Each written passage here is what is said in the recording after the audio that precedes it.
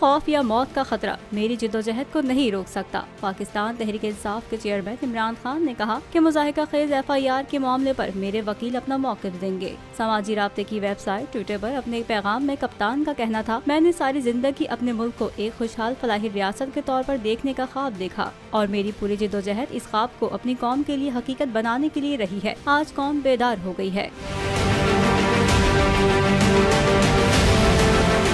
साबिक वज़ीर आज़म इमरान खान ने कहा, इंसाफ, आज़ादी और कौमी खुदमुख्तारी के लिए मेरे पैगाम की हिमायत की जाती है। जब हम अपने मकसद के इतने करीब हैं तो कोई खौफ या मौत का खतरा मेरी जिद्दोजहद को नहीं रोक सकता। PTI चेयरमैन का कहना था, हमारा पुरअमन एहतजाज और मुज़ाकरात सिर्फ पाकिस्तान की हकीकी आज़ादी के लिए हैं। मुल्क के मुस्तकबिल के लिए तहरीक इंसाफ के दरवाजे तमाम जमहूरियत पसंद कुव्वतों के लिए खुले हैं।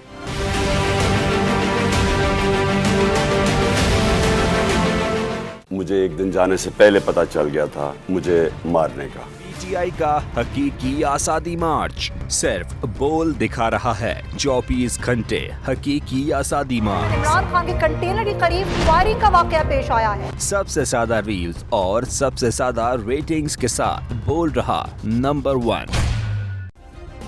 सब्सक्राइब करें और बेल दबाएं ताकि कोई खबर रह न जाए।